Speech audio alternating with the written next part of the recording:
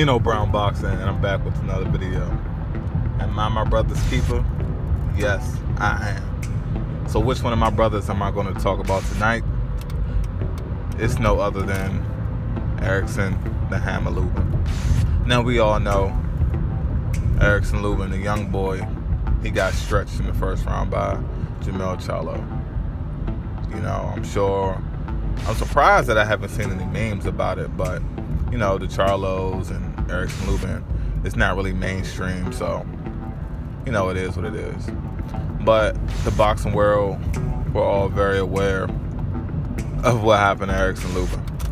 And then when it actually happened, I was extremely disappointed.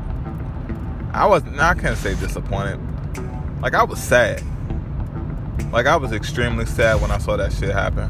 I was definitely looking for an action-packed fight, a long fight, a fight where even if Erickson Lubin got his ass beat, at least it would have been long enough where it would have been long enough so I can see what he actually had, what he needed to work on, and what areas, you know, that he could shine in or improve in, whatever the case may be. But the fact it was a first round knockout, like, that really fucked me up. But you know, now we're a few days after. That was this past Saturday. We're in the next week. So the thought that crossed my mind is, what's next for Erickson Lubin? Like, what path can Lubin take to get back into title contention again? Now, I feel like it's a decent number of fighters that I can just think off the top of my head at 154 that are either coming off losses or they've just been inactive. I've heard different people say that Erickson Lubin should like take some extremely soft touches. You know, guys like with records probably like 20-16 or some shit like that. And me, in my opinion, I think that's a bad mistake.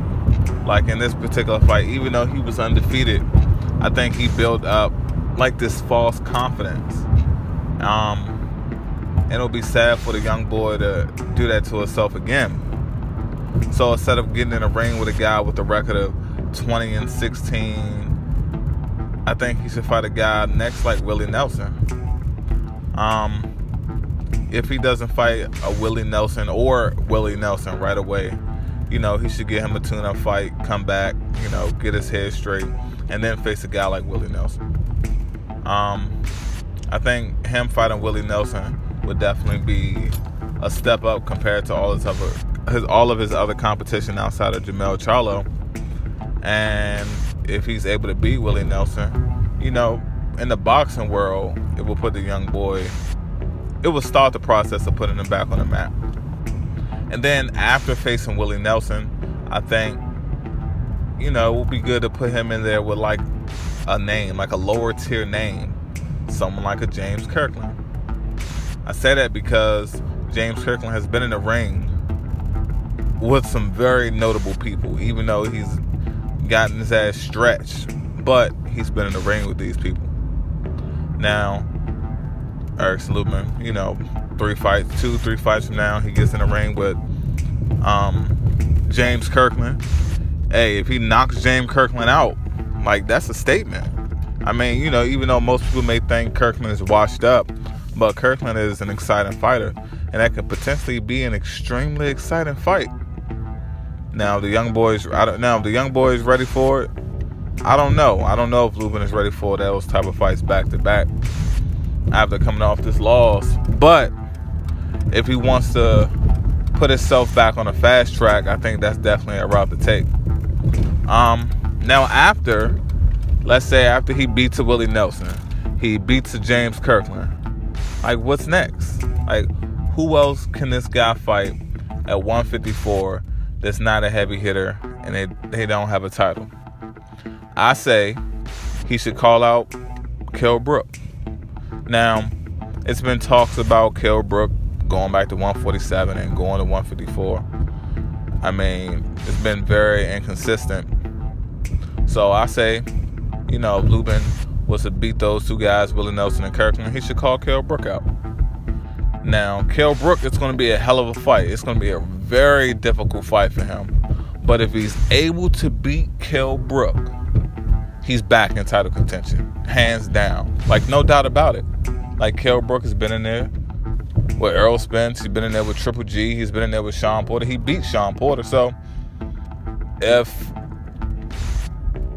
it was me and just the way I operate, I would say Erickson Lubin should take the route of a tune-up fight.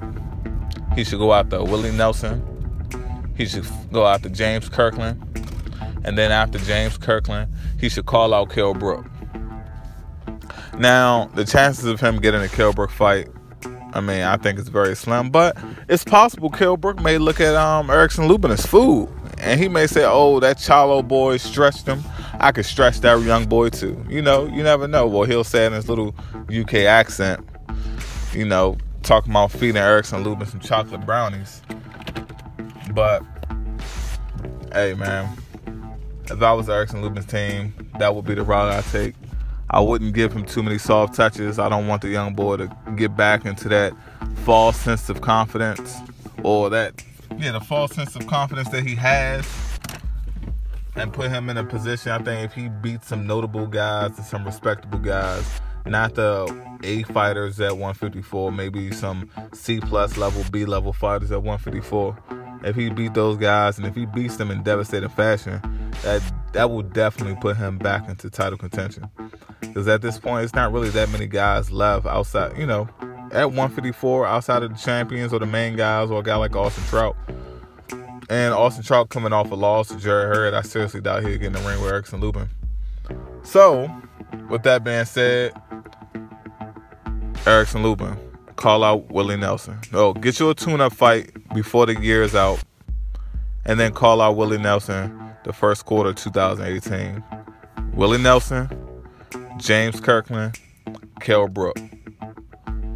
It'll put that young boy right back on top, and they'll be hyping him up again, get back at Jamel Charlo.